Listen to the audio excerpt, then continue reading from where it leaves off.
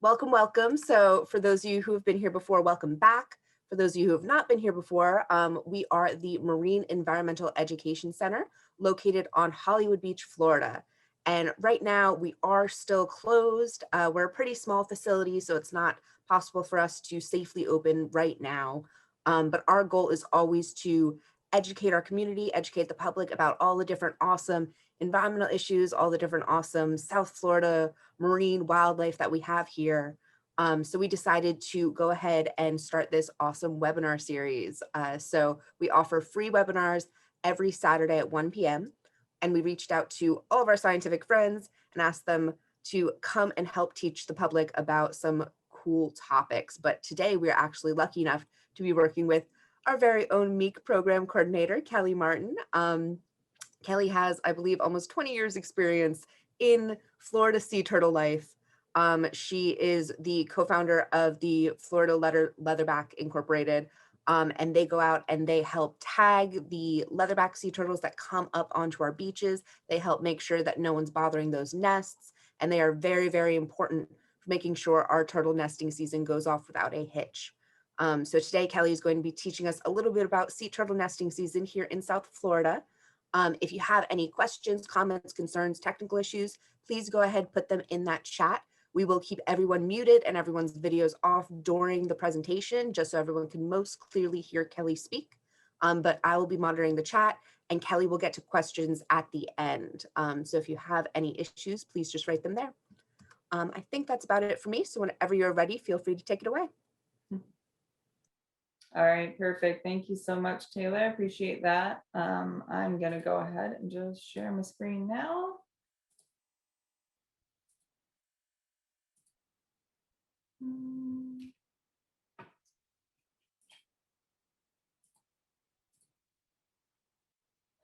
So is that sharing all right, or am I going to disconnect? Perfect. Okay. Well, thank you so much. As Taylor mentioned, my name is Kelly Martin. I'm the program coordinator here at the Marine Environmental Education Center. I am, let's see here. I'm going to keep an eye on the chat.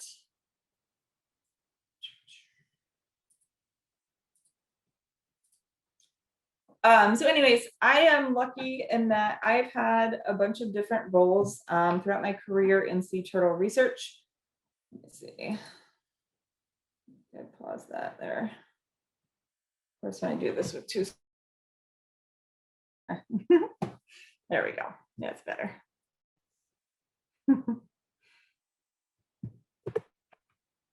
All right, so I've had a number of roles throughout my career. I've been doing this for almost 20 years. I started out doing sea turtle nesting surveys. I've worked on the Gulf Coast and the East Coast of Florida doing nesting surveys, so documenting all of the nests that are laid during our nesting seasons. I worked as an educator at multiple facilities. And as she mentioned, I'm also the co-founder of Florida Leatherbacks Inc. So for the last few years, we've been doing some leatherback sea turtle nesting research throughout the state of Florida. I'm happy to talk more about that, but today I just kind of wanted to share some basic sea turtle information with you, just to give you an idea of what is going on our nesting beaches.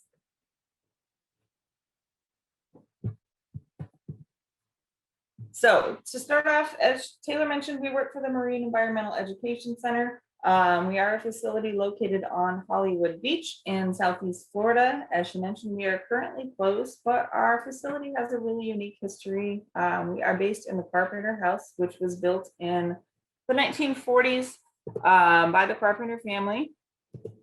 We offer a variety of educational programs. We do have kind of our star here. It is Captain, our green sea turtle. She is non-releasable. She was struck by a boat about 10 years ago. And unfortunately, due to her injury, she has some permanent flotation problems and she's unable to be released. So she is kind of the star of the show. But we have several animals here as well. And also we offer a wide variety of education programs. We currently have, I believe, about 13 programs and growing that we offer to various groups that come in. We do host a lot of school groups. We also host a variety of 4-H clubs, things like that. So if you're interested, please reach out to us and we can get you set up with one of those programs. We do them virtually right now, and then hopefully we can reopen soon as things have calmed down a little bit and we can start doing them in person again. So Introduction to sea turtles. There are 7 species worldwide. 5 of those can be found in Florida, and 3 of them do nest consistently here.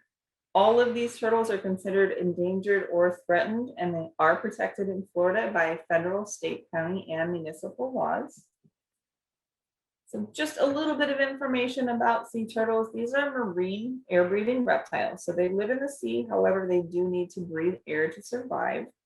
They remain unchanged for over 150 million years now. They're very long-lived animals. They typically don't reach maturity or nesting age until between 12 and 30 years of age, and they can live upwards of 60 years. The picture on the bottom right there, that's actually Archelon, which is an ancient species of sea turtle of millions of years ago. That could actually reach up to 20 feet in length and over 5,000 pounds. So if you can imagine that emerging on the beach, it can be slightly terrifying, but I would have loved to have seen one. So here in Southeast Florida, nesting season runs March 1st to October 31st. That varies around the state. Some of the counties in the Gulf Coast or Northeast Florida, their nesting season starts a little bit later, usually May 1st, but typically during the summer months. Most of these sea turtles are considered to return to their natal beach or the beach that they hatched from to nest. That's not necessarily very specific. It's just kind of a general region, so they can tend to vary around the state of Florida. So how do we monitor these sea turtle populations? These are global animals. They're using the entire ocean basin for migration and survival. So how is it best to monitor how well the populations are doing when we can't really get a handle on what they're doing in the ocean? So the best way that we figure out how to do that is to actually do nesting surveys. So looking at how many of these females are emerging on our beach and how those nest numbers are doing is kind of the best indicator for us as to how well these populations are doing. So how exactly does that occur? I'm going to talk a little bit about that. Throughout the state of Florida, we have a statewide nesting program, and there are actually similar programs throughout the Southeast because nesting does occur in the Carolinas, Georgia, all the way as far north as Virginia, and also throughout the entire Gulf of Mexico region. So these surveys are done by groups of biologists, volunteers, nonprofits, park staff members. Really a whole range of people are conducting these surveys depending on what the needs are of that certain area. So in some areas, all of the nests that are laid are marked.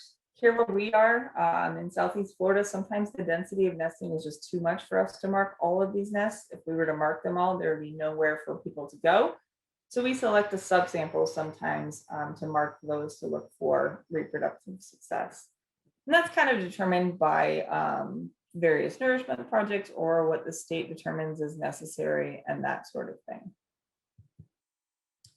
So these groups are going out daily during the nesting season. As I mentioned, that varies, but here it's March through October, and they're counting what we call crawls. So anytime a sea turtle emerges, they're leaving these tracks in the sand, and that's called a crawl. What we have to do is determine whether that's a nest. We're also looking for things like disorientations. Did that turtle wander somewhere she shouldn't have? Did she encounter any kind of obstruction? All of these data are collected and provided to the state so that we can better kind of support these animals and put protective measures in place. So as I mentioned, we've got 5 local species in our waters here in Florida, 3 that nest regularly, but I'll give you a little bit of information about each one of those. The most common sea turtle that we have here in Florida is the loggerhead turtle. They are actually named for the size of their head. They have a very massive head, and I'll talk about why in just a second here. But adult size is average about 200 to 300 pounds. They reach maturity at 20 to 30 years of age. So essentially that's when they start nesting. And their primary diet is shellfish, crustaceans, things like crab, conch, whelk, lobster. Their status is considered threatened, and typically these guys are coming back to nest every 2 years or so.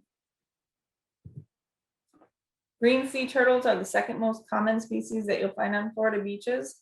They are not named for the color of their shell, but actually for the name of their body fat. These guys are the only species of turtle that as adults are herbivorous. So they are feeding on seagrass and algae. And the chlorophyll in the plants that they're taking in actually turns their body fat green. So if you were to look inside a green turtle, their body fat has a green color, and that's where they get their name from. They're slightly larger than the loggerhead. Usually maturity is around 300 to 500 pounds, and they mature later than most, usually between 25 and 40 years of age. They are considered endangered globally. However, our Florida population has been downlisted to threatened recently. And like loggerheads, they're typically nesting every 2 years or so. And of the other three main species that we get nesting here in Florida is leatherback. They are named for their leathery skin. They don't have a hard shell like the rest of the species do. They actually have what feels like a rubbery skin, kind of like the side of a tire would feel. But these are the biggest species of sea turtle. They're reaching 700 to 2,000 pounds, and they do mature a little earlier, usually between 12 and 20 years of age. Their diet is also unique. They're feeding mostly on gelatinous animals, primarily jellyfish. They are considered endangered, and they are nesting every 2 to 3 years here in the state of Florida. And I love this picture, and I'm sorry if it's a little terrifying, but I love the inside of their mouth. So the inside of their mouth is actually lined with these little spikes. They're called papillae. They're all backwards facing. As I mentioned, these guys are feeding on gelatinous animals, so they're kind of slimy. So these papillae are designed to help that food move down and prevent it from coming back up. So it's pushing the food down because it's slimy. So I just love sharing this picture because it's really interesting to see the inside of their mouths. So Kemp's Ridleys, they don't nest very often here in Florida, but lately we've been seeing a very slight increase in the number of nests. I think we get maybe between 5 and a dozen nests throughout the state of Florida each year. They're usually easier to find because they actually nest during the day. So they're usually found if they are nesting in Florida. They're a pretty small turtle compared to the rest, maybe 80 to 100 pounds or so. Their diet kind of varies, but they're feeding mostly on crabs. They are considered critically endangered. It's actually kind of a success story. Their population really rebounded several decades ago after some conservation measures were put in place. And typically they're nesting along the coast of northern Mexico and Texas in the Gulf of Mexico.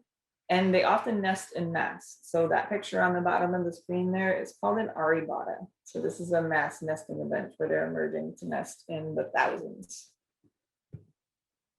And finally, the hawksbill. We do get a few hawksbill nests here in Florida.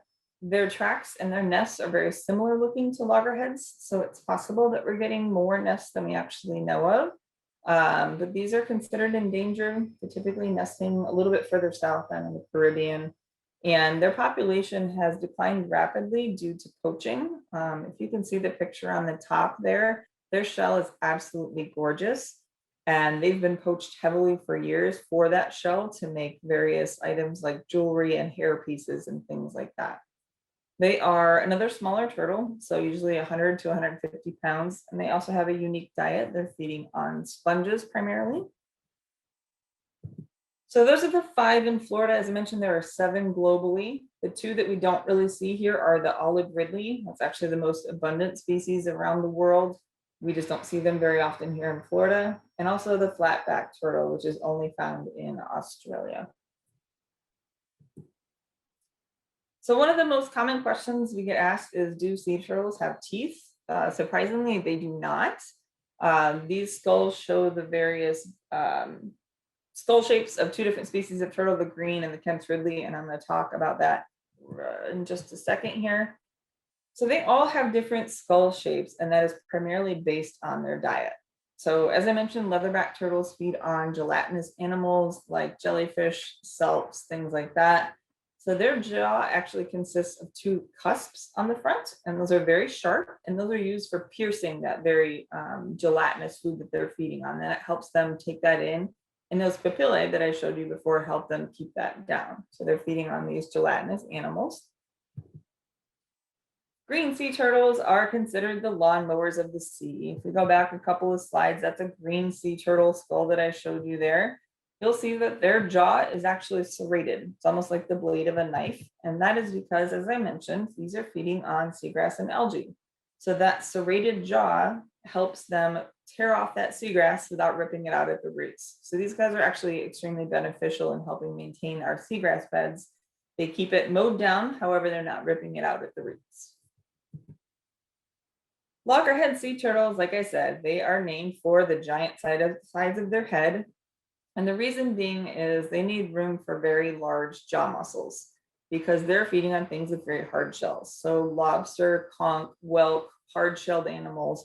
So they need those extremely powerful jaw muscles in order to crush the food that they're eating. So that's where they get their name from, and they have a very large jaw plate for crushing those shells. Hawksbill turtles are actually named because their beak looks like that of a bird. So hawksbill, they have a very pointed beak, and that's because they're feeding on sponges on our reefs. So they need that in order to tear off the food that they're eating. They need that refined front beak to pick up the sponges off of our reefs.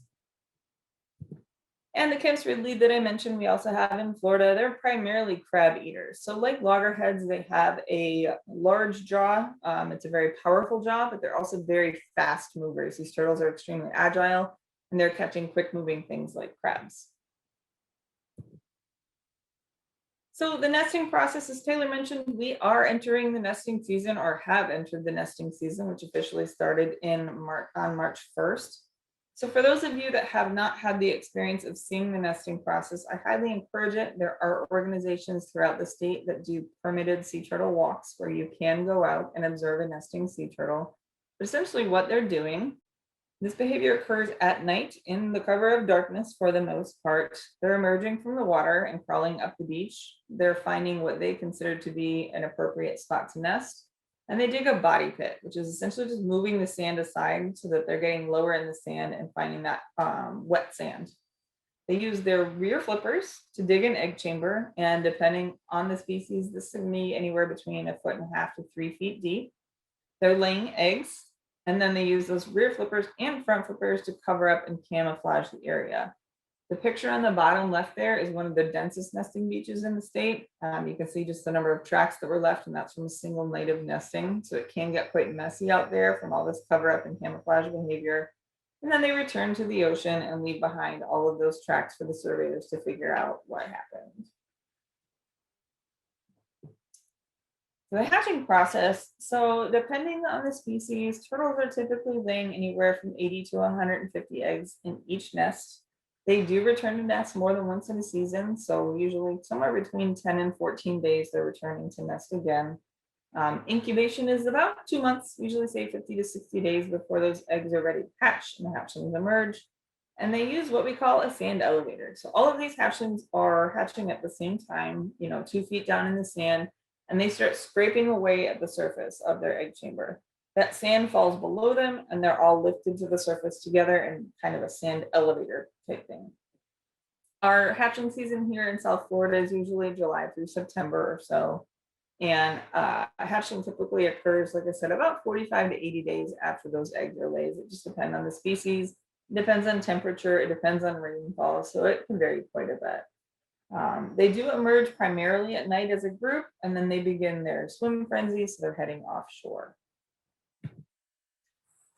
In a successful nest, you're going to see something like this. This is actually a nest that happened to emerge right at sunrise. Typically, like I said, this is happening at night, but we were lucky enough to observe this one hatching just at sunrise. So these are real cute leatherback hatchlings. It's always fun to see them making their way offshore. Leatherbacks typically only lay about 50 to 80 eggs per nest. Some of the other species are a little bit higher in the 100 to 150 range. So once they hatch, they should travel directly offshore into the water. The picture on the right shows what's called the tuck position. This is actually a protective behavior. They're tucking those flippers up to keep predators from picking at their flippers.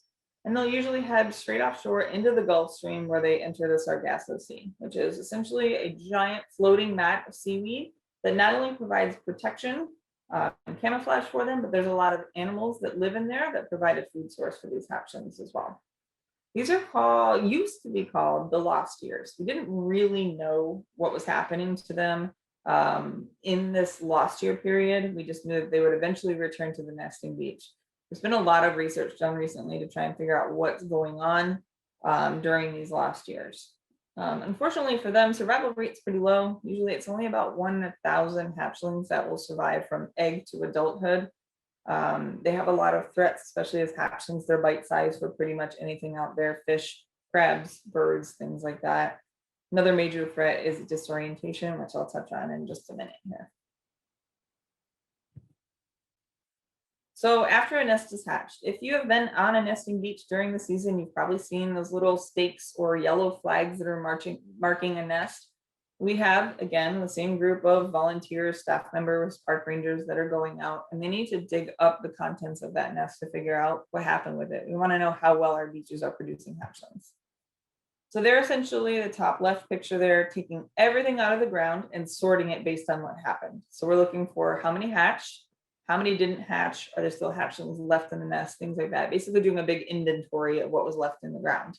So we're looking for all these different parameters like hatching success, incubation period, how many eggs were there, just to get an idea of how well our beaches are doing at producing hatchlings. So our beaches in Florida, a lot of them are open to the public at night. A lot of people like to go out there, watch the stars, do whatever you may do on the beach at night. People do often encounter sea turtles. I just want to preface that with, it is illegal to approach a nesting sea turtle by yourself. As I mentioned before, you are allowed to go out with a permitted organization to watch a nesting turtle. However, if you happen to be on the beach and you do encounter a sea turtle on the beach, just make sure you keep your distance, stay away. Don't disturb turtles that are crawling to or from the water. Definitely don't touch turtles. The only exception to that is if you do find a hatchling in distress, try to call your local rehab organization. Even lifeguards or police officers can help you out. If it's in immediate danger, you can place it in a bucket of sand, no water, and then wait for your local rehab agency to respond. Other thing you want to do is, if you're on the beach at night, make sure you don't have any lights. You don't want any flashlights. You don't want to keep your cell phones out. You don't want to use any flashes, things like that, because that can definitely disturb those turtles or hatchlings. You want to also discourage others from harassing turtles. If you happen to see people, feel free to say something to them. Let them know it's illegal, and that's usually very helpful. You also want to make sure you don't disturb any of the tracks that are left on the beach. This is what our morning surveyors are using to figure out what happened out there. So make sure you don't cross over those tracks. Try not to walk on things too much. And just make sure you're working with permitted organizations if you want to see a nesting sea turtle. So in Florida, we have 27 monitored counties totaling 838 miles of beach. I think often people are surprised at the number of nests that we actually have here in Florida. So I'm just going to touch on that real quick. Leatherback nests are the rarest of our 3 normal species. Last year throughout the state, we had 1,652. But the graph on the right is actually somewhat promising. We've seen quite an increase in the number of leatherbacks that's nested in Florida. They typically didn't nest here until starting in the 1950s or 60s, and we've seen a pretty good increase in the number nesting here. So that's always positive. Green sea turtles are kind of a fun story. I want you to look at the graph. They have this really interesting behavior of nesting in high numbers every other year. We don't know why they do that. It's really interesting behavior. But in 2013, we saw a serious explosion in the number of green turtles, and it's been that way ever since. So even those low years are higher than we used to see historically. And this is kind of a conservation success story. This is probably due to conservation measures that were put in place back in the 70s, 60s, and 70s. Green turtles used to be used widely as a food source. Once that was banned, we started seeing an increase in the population. That was primarily, those conservation efforts were put in place for hatchlings and beaches primarily. So we're now seeing that return 40 years later as those hatchlings and eggs are reaching adulthood. So last year we had 26,656 nests, which was actually a low year. And if you can see in the graph, that is likely to increase this year. So nesting beach surveyors are a little nervous about how busy they're going to be this year, but we're also pretty excited. And then loggerheads, as I mentioned, they are the most common species of turtle that nest in Florida. There were over 105,000 nests last year, and we've seen a pretty steady trend. We've had some ups and downs, but they've been increasing fairly well since monitoring began in the 80s. So this is a weird graph, but if you look at it from left to right, that's actually from the northeast coast of Florida all the way down south through the Keys and then up through the Panhandle. So you'll see here that in southeast central Florida, we get the primary The biggest number of nests. So from Brevard County all the way down to Broward County, that's where the majority of nesting occurs. There's fewer nests over on the Gulf Coast of Florida, but yeah, we're getting most of the nesting here in Southeast Florida by far. So I mentioned this before, there are 7 species of sea turtles. 6 of those globally are considered threatened and endangered, and there are a number of reasons for that. And there are a number of ways that you can help. So I'm going to touch a little bit on those. Here in Southeast Florida, probably one of our biggest threats is coastal lighting. Sea turtles use light cues for orientation. So both females and hatchlings are using what we consider the brightest surface, which is normally any type of light, moon, stars, natural lighting reflecting off water. If there's an artificial light source from a condo, a flashlight, a commercial residence, anything like that, on the west coast of the beach, on our side, that's going to disorient them and it could cause them to go in the wrong direction. So as where they would normally head straight towards the water, they could end up in condo parking lots, swimming pools, backyards, things like that. So disorientation from artificial lighting is a big problem. But there are so many ways that people can help. If you're a coastal resident, make sure your lights are off during sea turtle nesting season. Make sure your blinds and drapes are closed and you're using motion sensitive lighting so it's only coming on when you really need it. And the biggest thing is to use amber LEDs whenever possible. Sea turtles are less sensitive to light that is red or orange than they are to light that is white or blue. So switch those over to amber lighting, which is shown in some of these pictures here. Make sure you're using window tinting. And again, even if you don't live on the coast, but you're visiting the beach, make sure you're not using any flashlights or flash photography on the beach at night. And I like to point this out too. A lot of us don't have the luxury of living on the beach. We live inland, but you can still help. Lake pollution is a major issue, not just for sea turtles, but for ourselves and other wildlife as well. So reduce the amount of lighting that you're using at home. Make sure you're directing it only where it's needed and using it only when necessary. It's actually estimated that about 1/3 of all lighting in the US is wasted. So essentially it's shooting up into the air where it's doing us no good. This is upwards of $2 billion a year in wasted energy costs. So even if you don't live along the coast, reducing the amount of light that you use and directing it where it's needed can really be beneficial. Another major threat is beach furniture, holes, and generally any objects that are on the beach. These turtles are emerging at night. Their eyesight is quite poor, so they're unable to avoid things like beach furniture, holes, things like that. So the biggest thing that we can do, and this is just an example of a turtle that emerged on the beach. She hit one set of beach chairs. She crawled along the beach a little further, hit another set of beach chairs, and eventually she must have been on the beach for a while because she was still nesting in the morning, but she ended up nesting further down the beach. This is one of the simplest things that we can do. All we have to do is make sure that our furniture is off the beach at night. We take everything with us that we brought in the morning. If you dig a big hole, fill it in. I know everybody loves to build sandcastles. I, as a child, found one of the most fun things to be knocking them down. So jump on them, knock everything down at night, and just make sure that we leave that beach as clear and flat as we possibly can. Pollution, this is a big one that everybody's talked about lately because it doesn't just affect sea turtles, it affects everything in our oceans. Turtles can mistake food for plastic for food. They also can become entangled in anything that we may discard on the beach. Hatchlings don't really discriminate. They will eat anything that fits in their mouth. So even those tiny little microplastics that are ending up in our oceans are a huge threat for sea turtles. There's a lot of ways that we can help, and we do have a long road ahead of us as far as addressing this issue. So everybody can help in their daily lives by trying to reduce those single-use plastics. Don't use plastic water bottles. I carry this reusable bottle with me all the time. Just refill it with water. You can use a water filter, tap water, anything if you have access to it. Try not to use those plastic grocery bags. Reusable bags are readily available now. Straws, plastic cutlery, there are reusable options for all of those. So that's something that we can really help contribute towards. And I think people don't think too much of it when they just grab one single bag or one single plastic fork, but really it does make a big difference if you're able to just switch to some of those sustainable alternatives. Commercial fisheries is another big threat. And a lot of people think, well, there's nothing I can do about that. I don't work in the commercial fishing industry. But if you're a seafood eater, there are some sustainable alternatives. Sea turtles are very vulnerable to commercial fisheries. These are usually nets that are cast out to drag along the bottom to catch fish, shrimp, scallops, things like that. Or they're called long lines, which are lines set with thousands of hooks that they risk becoming entangled in. Oftentimes, these are actually catching more than intended. We call that bycatch. So sometimes for every 1 pound of intended animals, so 1 pound of shrimp that they want to catch, they're discarding up to 20 pounds of unintended animals, which we call bycatch, over the side of the boat, which is just wasted.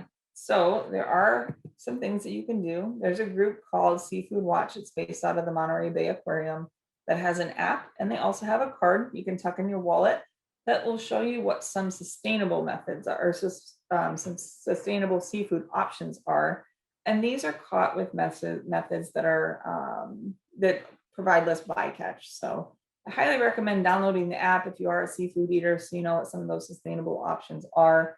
And then just reducing your overall seafood consumption whenever possible. So in general, just things you can do to help sea turtles. It's really simple. Just try to reduce your plastic usage. Choose wise seafood. Keep our beaches clean and dark.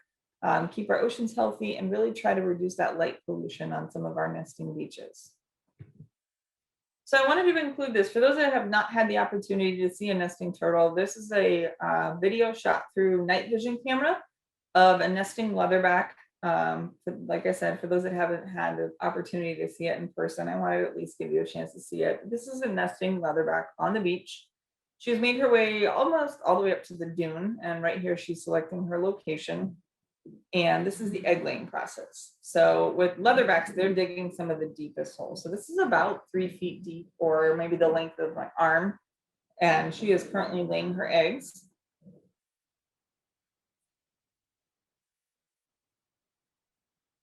So leatherback eggs are about the size of a racquetball. They're a little bit bigger than the other species, which are about the size of a ping pong ball. And in just a second, you'll see that she is going to use those rear flippers and front flippers to start throwing sand over the nest to camouflage the area. And these are some of our permitted researchers that are observing her while nesting.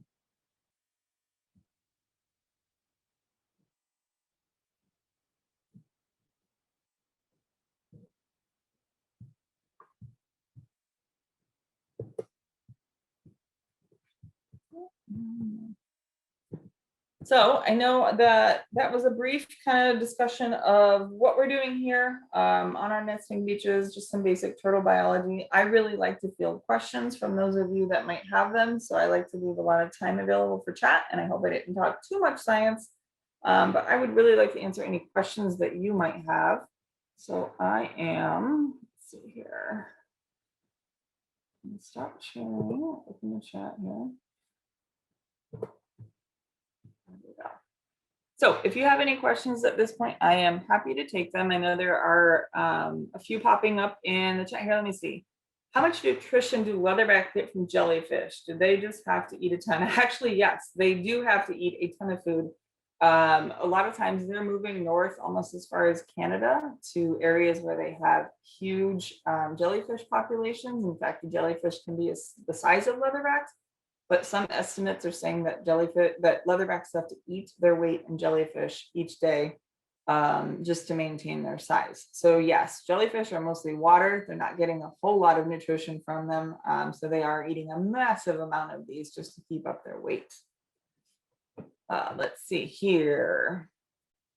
Are there black sea turtles? Yes, that's a great question. I mentioned that there are 7 species of sea turtle. I kind of touched briefly on each of them. Black sea turtles are considered a subspecies of the green sea turtle, and there's been a lot of discussion back and forth as to whether or not we're going to classify that as its own species. Right now, it's considered a subspecies of the black turtle, which is basically a group of green sea turtles that lives primarily in the Pacific Ocean, whereas our Atlantic turtles are considered the green sea turtle. So yeah, it's actually a really good question. There may be 8 species of sea turtle in our lifetime. We'll see if they end up renaming that or not. So why did I decide to focus my study on leatherbacks? So it's funny, like I said, I ended up working with sea turtles about 20 years ago. I started as just kind of a general surveyor. When I was in college, I didn't really know what I wanted to do. I just knew I wanted to focus kind of on the marine biology area. And I was lucky enough to have a professor. I grew up in Michigan, but I was lucky enough to have a professor that had a contact down in Florida that worked with sea turtles. I needed to do an internship and I absolutely fell in love with it. And one aspect of the organization that I worked for was leatherback turtles. And I went out with them doing some surveys a couple of nights and I was hooked. Leatherbacks are fascinating to me. They are the biggest species of sea turtle. And at that point, they were the one that we knew the least about in our area. There were really so many questions that we didn't have answers for. And so I just kind of fell in love with them. And that's one reason that I ended up focusing on leatherback sea turtles as part of the research that I do. As Taylor mentioned, I work for Florida Leatherbacks Inc. I am happy to do a chat on that at some point. I have in the past, and I think we've probably provided one of those recorded in the past, but I'd be happy to do another talk as well. So yeah, that's one reason that I really got into leatherbacks. Let me see here. It's hard to rehab and or keep leatherbacks in captivity. Are there any other species less likely or not at all in captivity rehab? So of the 7 species of sea turtle, 6 of them do very well in rehab settings. So there are, I'm not sure off the top of my head, but quite a few, upwards of 20 rehabilitation facilities in the state of Florida, but it is also a nationwide issue that people are focusing on because we get a lot of sea turtles that have boat strikes or other injuries or toxin issues, things like that, that require rehabilitation. 6 of the 7 species do really well. There have been some great success stories. Leatherbacks are unique in that they are so adapt to the open ocean, but they don't recognize barriers. So if you were to put them in a tank, they physically will run into walls and injure themselves. So there have been a few cases where large facilities have been able to design a tank with almost a tether system to prevent those leatherbacks from running into walls. But by and large, they're very easily stressed when in a rehab situation. They're also hard to feed because it's hard to find a captive diet for leatherbacks. And again, because of the tank situation. So that's just one of the reasons that leatherbacks are kind of difficult to keep in a captive setting. But the other 6 species of sea turtle seem to do quite well. I definitely encourage anybody who is close to one of them to visit. It's a really fascinating thing to see. I've worked at several rehabilitation facilities and to see what these animals are able to endure and survive and overcome it's pretty incredible. So it's fun to see the team of medical staff that are working on them. Let's see. What do people do if they find a sea turtle or an unmarked sea turtle nest? That's a really good question. If you happen to find a sea turtle that is nesting, like I mentioned, typically leave them alone. The only reason that you might want to contact somebody is if they seem in distress, if they seem injured, if they're not moving, things like that. And you don't even necessarily have to go as far as a rehab facility. If you're on a public beach, usually the lifeguards will know who to contact. Even police officers know who to contact, and they can help you out. If you find a hatchling, usually as long as they're heading towards the water, leave them be. If they seem at immediate risk of predation from an animal, or if they're heading the wrong way, maybe towards a parking lot or something like that, call your local response agency, whether it's a rehab or, like I mentioned, ocean rescue, something like that. You can restrain it. I always say just put it in a bucket with wet sand, no water. Don't do anything with it. Just keep it cool and dark until you can find somebody who's able to help you out and take it to a proper facility. So the other question we often get is, I found a nest in front of my property, or I came across the sea turtle nest and it wasn't marked. Depending on where you live, that might be okay. Like I said, a lot of these beaches, the density is so high that they cannot mark all of those nests. They simply pick a subgroup of the population to mark to give us an idea of how well it's doing. If you live on a less densely nested beach and you're concerned about it, you can always call either Florida Fish and Wildlife, or if you know who your local group is that does the nest monitoring, just let them know that they found one. Typically, these groups are pretty observant and they know what's going on. I work in Broward County right now at the Marine Environmental Education Center, where we're marking everything. So they're out there every morning looking for all of those nests. They should all be marked, but you can always reach out to any group and they should be able to answer the questions that you might have. Let's see here.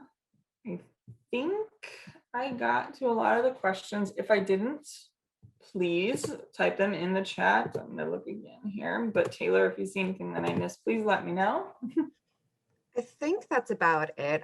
If you have any other questions, we'll be hanging out for a minute. Feel free to write them. Otherwise, you could always email us at meec, MEEC @nova.edu, and we're happy to respond there. Or you could always find us on any of our social medias at Seek the MEEC. And if you direct message us on anything, Facebook, Instagram, whatever, one of us will eventually find it and get back to you. Otherwise, very cool presentation. Thank you for giving us all just an awesome overview of the sea turtles that we have here in Florida and what to do if you see them, and how it's super important for us to conserve them and protect them as much as we can, because those sea turtle moms are working real hard. We don't want to make things even more difficult for them. If anyone is available next week, we are continuing on with our webinar series every Saturday at 1 p.m. Our March schedule is up on all of our social media. If you are not already part of our email blast, make sure you sign up on our Facebook and you'll get up-to-date information about everything that we're doing. But next week, I'm actually presenting about ocean acidification. And I know it sounds like a boring and kind of sad topic, but I promise I make it as fun and interesting as I can. So please come join us next week. It's the same link, but we will also be posting on all of our social media and sending out email blasts to remind everyone. Otherwise, thank you all for coming today, and thank you so much, Kelly, for presenting.